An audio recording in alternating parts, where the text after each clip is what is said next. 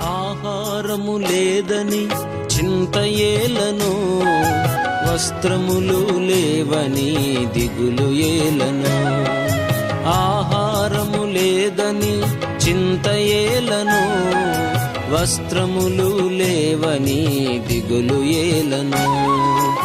ఆకాశ పక్షులను చూడుడి చూడుడి, విత్తవు కోయవు పంటను కూర్చుకోనవు. ఆకాశ పక్షులను చూడుడి చూడుడి, విత్తవు కోయవు పంటను కూర్చుకోనవు.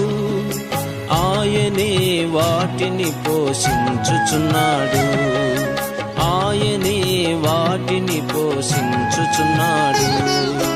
భయము లేదుగా, దిగులు లేదుగా, యేసును